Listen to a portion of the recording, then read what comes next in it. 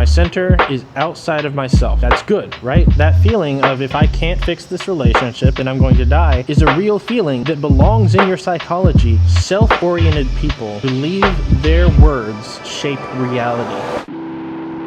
I've been stuck on this script for, I want to say a couple months now. I just can't quite get it where I want it. So I'm just going to try to wing it and bullet point my way through this. We'll see how it goes. I want to share with you a concept that I call spiritual center. I've never heard anybody else talk about this. Spiritual center is a way of thinking about how a person's spiritual orientation or the orientation of their heart informs the way that they think, the way they process things and make decisions, the way they live, the way they behave. You can use this to sort of analyze yourself and understand your heart and where you're at and why you're there. Like if you ever find yourself thinking, why am I like this? Why do I behave this way? Why do I think this way? Why do I have these fears and these struggles? I think this can help. And same thing if you're dealing with other people. If you're like, why are they like that? Why are they so much different from me in the way that they operate and the way that they interact with people? It helped me make sense of a lot of things, and hopefully it'll help you. I want to know your thoughts on it because it's a theory that I'm still sort of developing and refining. And we're going to be using this sort of Illuminati-looking diagram. A few years ago, there was a time in my life where I had a girlfriend and a bunch of friends who were doing a lot of things that were not okay. And I was being treated in a lot of ways that were not okay. There were things going on that I would not accept today. But back then, I felt like in order to be a good friend, I needed to just make room. Just make room for mistakes, just brush everything off and wait for things to get better. And I would make a lot of excuses for them in my head. Maybe it was just a misunderstanding. Maybe they're having a bad day. Maybe there's something going on that I don't know about. I didn't want to give up on anybody. I didn't want to say, hey, this isn't good enough, so we're going to have to end this friendship or this relationship. That just felt like a bad thing to do. I guess I did not have standards of how I should be treated. I would just accept everything and hope that if I keep accepting everything, it will get better. Meanwhile, my friends were all deciding they didn't like me and they hated me because I was different from them. They were all talking about me behind my back and being fake nice or passive aggressive to my face. And my girlfriend told me, oh, this friend said that she doesn't understand you because you don't drink or swear or do any of the other fun things. That was the only thing that got back to me that was actually true. Everything else I heard that they didn't like about me was just stuff they made up. And I was catching wind of this and I knew some of what was going on, and I kept like being, hey, you're acting strangely around me. Did I do anything wrong? Is there anything we need to talk about? How can I be a better friend? They would just pretend nothing's going on and then resume talking about me when I'm not in the room. The girlfriend and I broke up. She and all the friends blocked me and basically made it clear that they don't care what happens to me after that. So I found myself wrestling with the question, if I can do all this work to be a good boyfriend and a good friend and make so much room for people to slip up because people are people, and after all of that, I'm still just disposable and I don't matter to anybody, how can I ever feel secure? Like, what would it take for me to actually matter to people? And then one day I was having a conversation with a coworker, and he said something that finally made some things start to click in my brain. He said, your center is so far outside of yourself that you can't comprehend why someone would end a friendship or relationship without trying to address the problem. I was thinking about that. I was like, okay, so my center is outside of myself. That's good, right? I'm not self-centered. That's what I was trying to be, is not self-centered. That was my entire goal. So I was like, okay, so what is my center? If I'm not self-centered, then I'm God-centered, right? No, I was not God-centered. I was others-centered. So I drew out this diagram, and I started doing a lot of thinking, and a lot of things started to make sense to me finally. When you think using this, you can start to see how other things are taking the place of God in your life if one of these is your center. For instance, as an others-centered person, who did I turn to when I was stressed or when I was going through something tough? Who did I turn to for support? Not God. I always turned to my friends. I went straight to my friends. My friends are the way to deal with my stress, to talk out my problems, to feel better when things are not going very well and I don't feel good. I need to talk to my friends to resolve my problems and get rid of my stress. I need to lean on my friends That's God's role. I mean, friends can have a part in that, but God needs to be your center. Friends are just sort of an accessory. Is that the right word? Friends can serve a support role, but God is the center. A self-centered person will turn to themselves. That could mean a lot of things. It could mean holding up for a while. It can mean a lot of self-empowerment. I don't really know. I don't have a full picture of what that looks like right now. Now, this is not a science. This is just a theory that I came up with that helps things click for my brain, helps me understand things. I want your input. I want to know, what experiences have you had that kind of line up with this? And I'm going to be using the word self-centered a lot. I don't think that quite aligns with the traditional meaning of self-centered. Maybe self-oriented is the right term, or maybe they are the same thing. I don't know. Now, our spiritual center, I think it's always present, but I think it comes out more, it reveals itself when we're under pressure, because our spiritual center is how we deal with our problems. If I had conflict with my girlfriend or my friends, my way of dealing with that was always to pour out to the other person. And it doesn't matter what their center is. I'm an other-centered person. I would pour energy into them. I'm just worried about making sure they're okay. Or at least that's the way I was with my girlfriend and my friends, not necessarily everybody. It's the person I was trying to be, I guess. I don't know. Okay, but if I'm putting my energy into them, then how am I going to make sure I'm okay? Well, I was dependent on them to do this. And that's not always what other people do. That's not what my girlfriend at the time used to do. I needed them to check on me and make sure I'm okay. And, if we're having a conflict, I need them to check in with me and say, hey, are we good? How can I help us be good?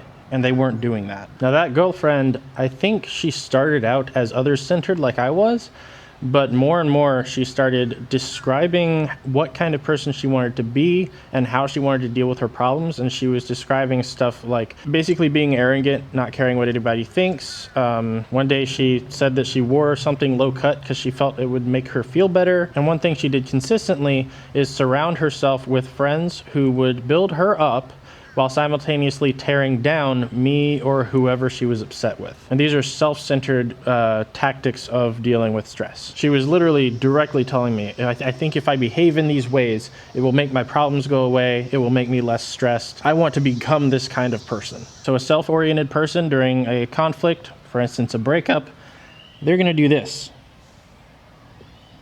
That's the worst arrow I've ever drawn in my life, but you see why this wasn't working for me. And it doesn't really matter what kind of conflict it is. If it's a big enough conflict, a self-oriented person is going to be, I need to make myself feel better. I need to pour into myself right now. I need to surround myself with people who are going to make it all about me and tear the other person down. And unfortunately, at the time, I did not know how to do this. So that would be a big chunk of why everything crashed. Okay, so we have a start. I think you're probably starting to understand and get a good picture for how this works. Again, I'm sure it's not perfect. I want to know if you have thoughts on how I can make this make more sense. I have wondered if there might be a fourth spiritual center, which would be sanctimony, or pursuing an idea of God that's not accurately who God is or what he wants. That might be getting too scientific with it, so I'm going to be sticking with the three-center model. That one might just be another manifestation of self-centeredness or other-centeredness. I think it's really interesting how this impacts the dynamics of a relationship. I'm sure we've all seen relationships between two others-centered people. It kind of works. Like, it kind of sort of works. It balances. It's like a two-wheeled bicycle. As long as it keeps moving, it balances. But there is an inherent flaw. If either one of these people changes their orientation, their focus, just sort of drops the other person, it can cause a collapse. Google the term codependent relationships and you will learn everything you need to know. And I'm sure we've all seen relationships that are built like this. And in good times, they can work like this. But the second there's a problem, the second there's tension, both people are gonna do this. And then there's no longer a connection here. And then I feel like the ideal scenario would be something like this, but I don't know if that makes any sense whatsoever. I feel like my rules of what means what on this chart are not very consistent. By the way I've been talking, I guess on this diagram, in an ideal scenario, you'd be God-centered, so this is you, but these are still aspects of you, they're just not your center. Does that make sense? You still relate to others, you still relate to yourself, but you make this the center and that way it balances? Is that... Somebody tell me if that makes sense. I have no idea. Others will always let you down. Okay, they won't always let you down, but they will frequently let you down. They're not infallible, so you can't make them your center. God has to be your center because he is the only thing on this diagram that will never let you down. He's the only thing on this diagram that is perfectly consistent. We will have a relationship with others, but they are a flaw in this diagram that we can't do anything about. You just have to surround yourself with the most Christ-like others that you can find and make yourself as Christ-like as you can be, and at the end of the day, only rely on God. I'm doing this a lot. What is this? When I was others-centered, I used to be almost 100% others-centered. And when I was like that, anytime there was a conflict or tension between me and my girlfriend or between me and my friends, I was not okay. I felt like I was going to die until this conflict was resolved. I felt terror, I felt alone, and I felt like if I could not fix this relationship, I was going to die. And that's part of why it was so terrifying when all of those people at one time cut contact and were never willing to put an ounce of effort into addressing whatever problems they were upset about. That feeling that if I can't fix this relationship, and if the other people are unwilling to fix this relationship with me, I'm going to die, that feeling belongs to God. That's how I should feel about God. That's what I mean about spiritual center. When you put your center on something else, on others, or on self, the attributes of your relationship with God, the things that are supposed to be part of your relationship with God, get moved to these other things. And it throws everything out of balance about how we live and how we think and how we operate in the world. That feeling of if I can't fix this relationship and that entity doesn't want to fix the relationship with me, then I'm going to die, is a real feeling that belongs in your psychology, but it was in the wrong place. After all those people cut contact, a lot of stuff went down. A lot of deception, a lot of manipulation, a lot of gaslighting. And they sort of twisted and spread a false version of the story of what took place before, during, and after the breakup with my girlfriend. And every time I tried to talk to somebody about it and sort out what is going on, they would speak to me with the assumption that all these things are true, that I was like, what are you talking about? It took me a long time to understand that there was no misunderstanding. People were spreading a false version of the story, and they were covering up pieces of what took place in order to make it look like an entirely different story. But the weird thing that was happening is that every time I talked to somebody to try to sort out, hey, what is going on here? And every time they reacted as if I had done some horrible things, and they're like, you're a horrible person because of this and this and this. At first, I would react like, what are you talking about? But the more times it happened and the more times I was treated as if this false version of the story was true, the more I started to believe it was true. Even though I was there and I saw everything that happened, I started to believe the false version of the story the more times I was told it. It was weird. It was like I believed both things at once, and there was a part of my brain that believed that if everyone believes that this version of the story is true, then I have to behave as if this version of the story is true, because the only story that matters is the one everyone believes. Because if everyone genuinely believes that this is how things went down,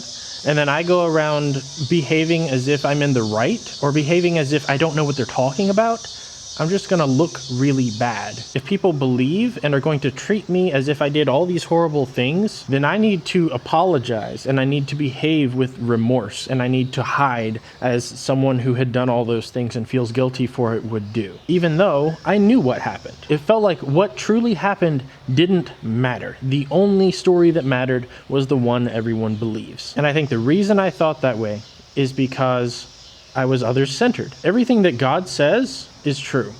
Therefore, if I'm others-centered, then I think everything that others say must be true. Is that making any sense whatsoever? The story that people are locking onto is the reality that I have to deal with. It's the reality that I have to interact with. And if I don't go along with it, things are only going to get worse. And then I've known other people who have an entirely different relationship with truth, where they determine their own truth. They just make up whatever works for them. If the story of what actually took place isn't working for them, isn't making them feel good, isn't making them look good, is not the way that they want to be portrayed, sense, then they just make up a story that works for them, something that's convenient and feels good. If I say it loudly enough, if I say it enough times, if I shut up everyone who disagrees with me and make sure that they will never get the opportunity to tell their version of the story, then my version of the story will become the truth. I've known people who are like, I'm gonna behave in this way and live in this way in front of these people, and then I'm gonna behave this way and live this way in front of these people, and behave a third way and live this way in front of that person,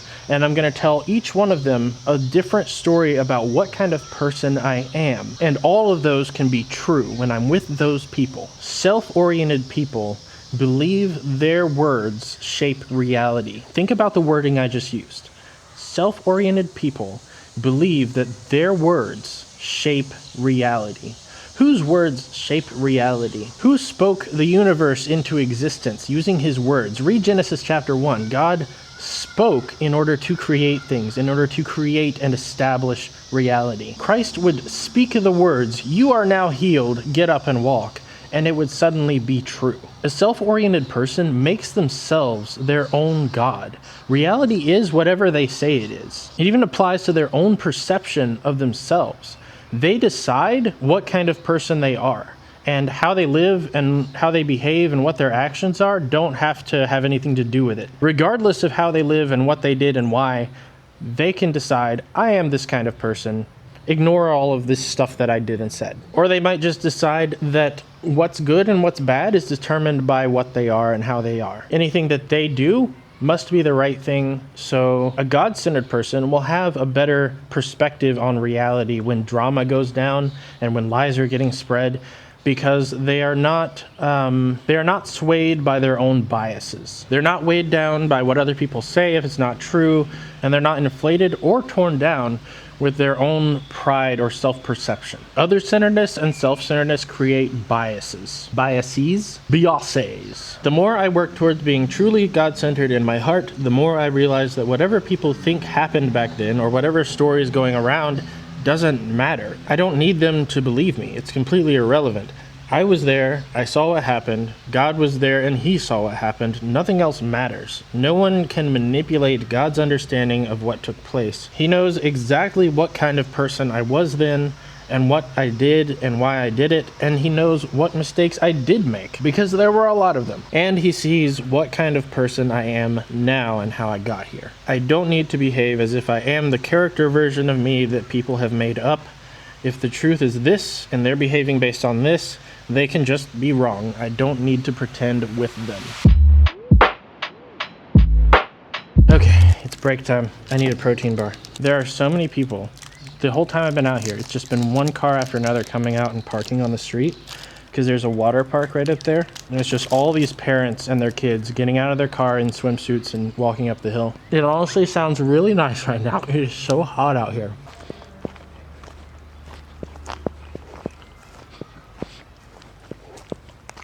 Starting to rain. Oh no, all the people at the water park are gonna get wet. That is a weird thing to get stuck in, man. Thinking somehow that you need to pretend with everyone else and go along with the story that they have created. Am I alone in that? Do other people go through that? Am I the only one? I don't think I've ever heard of anyone else experiencing that, but I have a feeling that when people hear me say it and describe it that way, a few people are going to be like, oh, yes, I've done that. Because that's what happened last time I put out a video like this.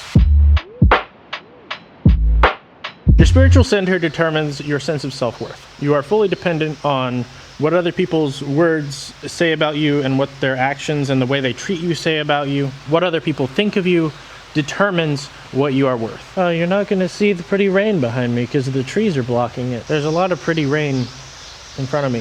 If I'm being treated like I'm a really bad person, then I must have done something to deserve it. There's an interesting relative mindset where I would compare the way people treat me based on my scale of how bad does somebody have to be for me to treat them this way. So like if somebody is treating me with level 10 contempt, they just hate me, despise me, say is the meanest things they can think of to me, then I look at my scale and I'm like, okay, I tend to treat people in like level 1 or 2 contempt if I'm really angry. For me to treat somebody with level 10 contempt they would have to be like Hitler or something, like the worst person on the planet. Therefore, if I'm being treated with level 10 contempt, which on my contempt scale is Hitler level contempt, I must be as bad as Hitler. I must be a absolutely horrible dirt human being, because I wouldn't treat somebody with level 10 contempt unless they are that bad. This is a very painful mindset to have, because some people have a very low bar to treat someone with level 10 contempt. Some people are just waiting for you to like breathe the wrong way so they can just full blast contempt at you. All of the swimming people are coming back with towels over their heads. Oh no, you're getting wet. I could not wrap my head around that. I was fully convinced in my heart that if people are treating me like I'm this bad of a person, I must be this bad of a person. And if I'm this bad of a person, I frankly don't want to exist anymore. Meanwhile, a self-centered person assigns their own worth. If they get rejected by someone, they'll respond with, I don't need them. I'm bigger than them. I'm so powerful. They don't matter. Who cares what they think? A self-centered person puffs up their pride to use as a shield. They remind themselves how powerful they are. If I'm God-centered, then God tells me that I'm inherently important. Just read the Bible. God loves you no matter how many mistakes you make. He loves you exactly the way you are, but he loves you too much to let you stay that way. Okay, I am getting water splattered all over my back and my equipment.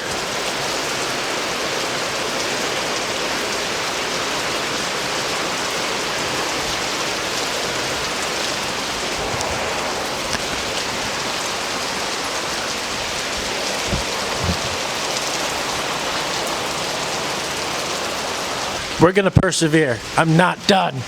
Yeah, we're gonna do this. On the plus side, now all of the people walking by can't hear me because of the rain. Okay, so I have a section in here about identity. This might be a little bit redundant. Others-centered is a place where you only see yourself through the eyes of others. I realized at one point I had a tendency to frequently ask my friends, what kind of person am I? What do they see when they look at me? How do they perceive me? Am I a good person? And I realized eventually I did that because I can't see myself. I have no idea what kind of person I am unless someone tells me, and that gives people so much power. And some people are really bad, and the bad people tend to be the really loud ones. There's a difference between knowing something factually in your head and believing it in your heart. You can know something factually in your head without truly believing it in here. I knew in my head that I wasn't the horrible person that people were making me out to be, but because I had no self-perception, I was terrified that if I could not change their perception of me, then I would never be able to change my perception of me.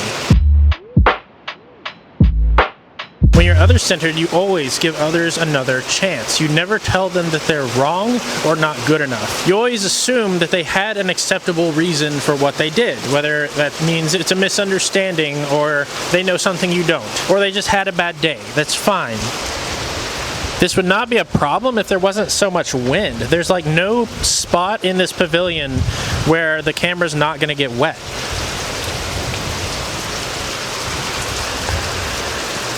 Hang on, maybe if I move it over here? Okay, let's try this. I think this is gonna work. Whatever they did, they must have had a good reason for it. It can't be because they're just mean. There's no way. You can't just, decide, oh, they must have done that because they're self-centered and mean, because others would never do that. If you're self-centered, then you generally don't say that you were wrong, unless you want something. Under no circumstances should you ever take responsibility for something. Whatever you do, however you live, it must be right. No one can tell you what to do or how you should live. Anything that you do is by definition right for you. And if you start to doubt that you're right, seek out the people who will tell you that you're right. Seek out your friends who will back you up no matter what you did. That mindset belongs to God. We know that God is always right. We know that anytime God does something that scares us, that we're not sure about, that we don't feel good about, just give us some time, because he must have had a good reason for this. Just trust God and wait for his plan to reveal itself. You're familiar with the golden rule. Do unto others as you would have them do unto you. Treat other people the way you want to be treated. Humans tend to do this naturally. They don't always do it, but there's like a natural inclination towards it. Are you familiar with the 5 love languages? Whatever your love language is probably the way that you naturally tend to want to show love to other people. Because somewhere in your brain, you're like, okay, this works for me. This makes me feel good. I want to make that person feel good, so I'm going to do this. That's kind of the default a lot of times until you find out what their love languages are. An others-centered person puts an enormous amount of energy into making sure that their friends know that they are important and not disposable and that they are worth the time, because they know that feeling like you're disposable and that you're not worth somebody's time is the worst feeling in the world. And they don't want anyone else to ever feel that. Or at least that's how I was. How will a self-centered person treat their friends? They'll always tell them that they're right. You do you, friend. Put yourself first. You do your thing and don't ever let anybody get in your way. If a self-oriented person's friend gets in a conflict with somebody else, then the self-oriented person is going to tell their friend they're right and back them up and support them no matter what that friend did. Even if that friend did something horrible, they're going to tell that friend they're always right, because that's how the self-oriented person wants to be treated. That's the kind of friendship they want. They want friends who are going to always tell them that they're right and always back them up even if they did something bad, because that's the kind of friends that the self-oriented person wants to have. They want to establish friendships where the rule is, no matter what we did, no matter how we treated anybody, no matter if we're in the wrong, we always back each other up, and anyone who opposes us or disagrees with us is a bad person and we're just going to badmouth them all the time, because that's what being a good friend looks like to them. I don't know if it's an others-centered trait or not, but I really wanted to be held accountable. I wanted my friends to help me grow and be better, and I wanted to do the same for them. I didn't quite understand or recognize that that wasn't what they were looking for from me.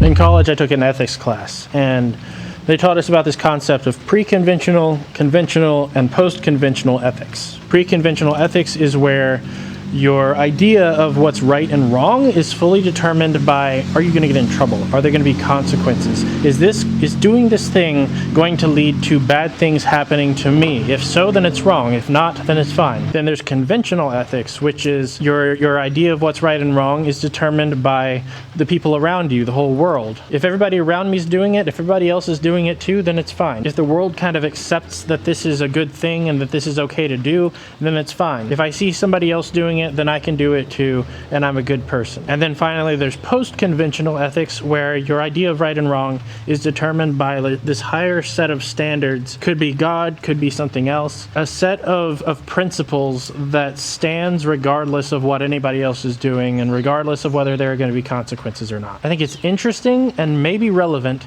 that all 3 of those align directly with the 3 spiritual centers that I laid out. And I think it created a lot of conflict in my own heart, in my mind, because I was very firm in my faith, very firm in the principles that I wanted to live by. I knew that these are the principles by which God wants us to live, and I'm going to stick to those no matter what. But also at the same time, I'm others-centered, and everybody hates me because of the way I live my life. And I think neither one of those things wanted to budge, and so they just kept doing this the entire time that I was like that. And then eventually, I guess both of them started to crumble until there was nothing left, and I had to rebuild myself from scratch. Our spiritual center determines our understanding of who God is and what He is like and what He wants from us. One time I overheard some college students talking, and one of them was saying something along the lines of, I feel like God should be something between male and female. He should be neither male nor female and kind of equally similar to both of them, rather than masculine the way He's described in the Bible. And I thought about that, and I was like, I can see his reasoning. I see how that makes sense, but that comes from a self-centered perspective. He was trying to create God in humans' image. That's not how it went down. Sorry, but we are not the center of the universe that everything is based on. We were not here first. God was here first, then He created Adam in God's image, and then He created Eve from a piece of Adam. We don't get to pick. We're not the first beings that were in the universe. God is not based on us. We're kind of low down the ranking. We came into play much later in the story. We are derivative. And that's a big problem with modern Christianity. People form their idea of God and who He is and what He wants from us based on who they are and how they want to live. It starts with self as a standard. This goes back to my God's voice video. And then they work outward from there to determine who God is. Way too often, we try to shape God into what we want him to be, instead of trying to shape ourselves to match what he wants us to be. And if I can't shape God the way I want, and if the version of God that I'm being taught or that I'm discovering in the Bible doesn't line up with how I want to live, then I rebel against God. I've seen others-centered people lean towards the idea that all religions are true. Oh, all religions are true. Everyone is right. Because they don't want to ever say that anyone is wrong. And I get that. I don't like dealing with the fact that in order for my beliefs to be true, somebody else must be wrong. That's the others-centeredness in me. But the facts are, there is an objective truth about the universe, about how all this came to be, and about what's right and wrong. And we cannot all be right, because all of these different ideas and all these different religions contradict each other. There's a dog just running around loose. He has a collar. Hey, buddy. Hey.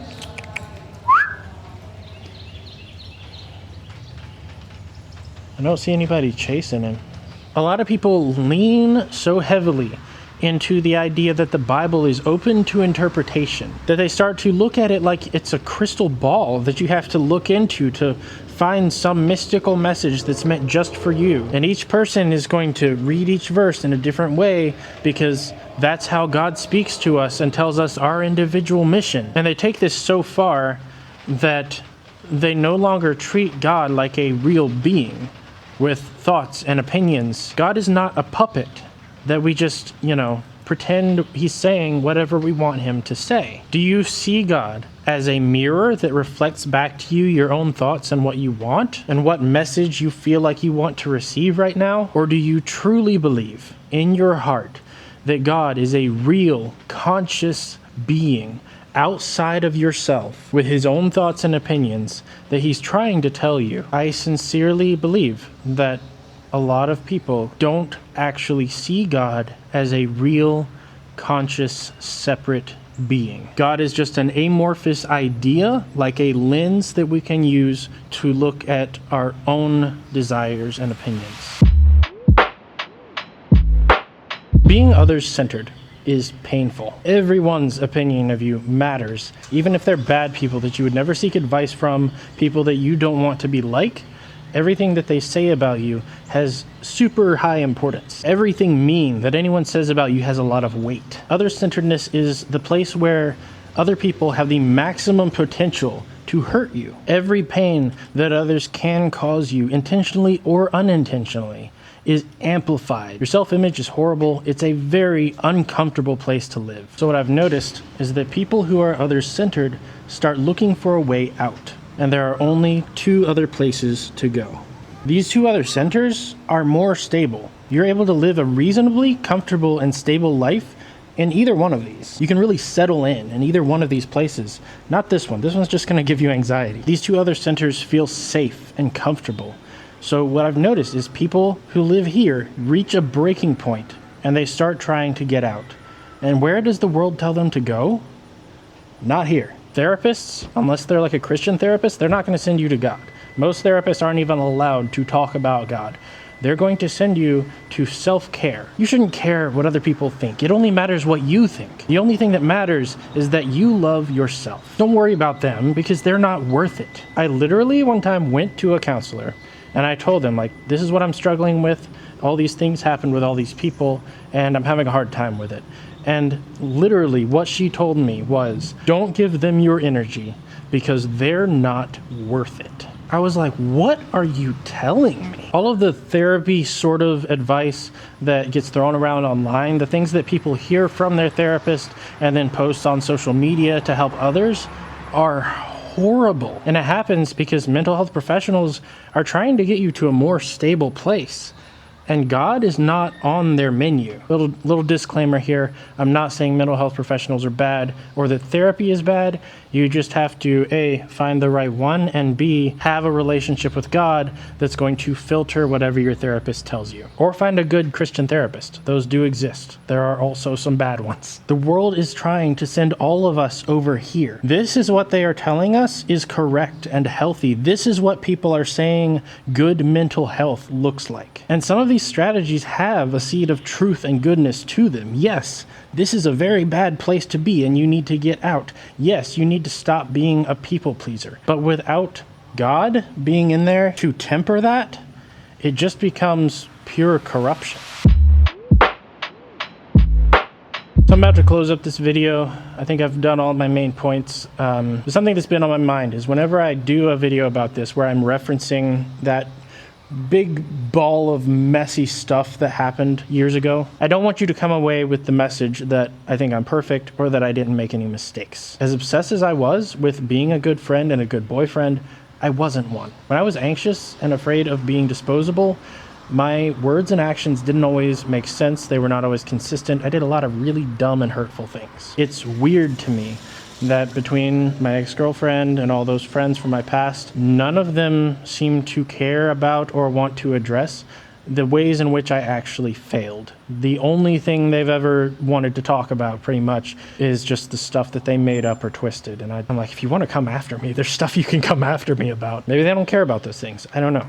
There are a lot of things that I wish I could have apologized for. Sometimes I think I should do that in a video, but it doesn't make sense to apologize in a public video after I told them, hey, can we talk about these issues so that I can apologize for my failures and do better? I don't know, man, but I know that others-centeredness made me oblivious to what my role was and what other people wanted from me. I've come a very long way. I have no more anxiety, no more fear of being disposable. No more anxiety might be an overstatement. I have 2% left. I'm the 2% milk of the anxiety world. I am surrounded by a healthy circle of truthful and genuine and trustworthy friends whose words match their actions, who are intentional about the way they treat people. And when I hear that people have been talking about me behind my back, they're always saying really nice things. I still have progress to make. I find that I have a hard time taking compliments.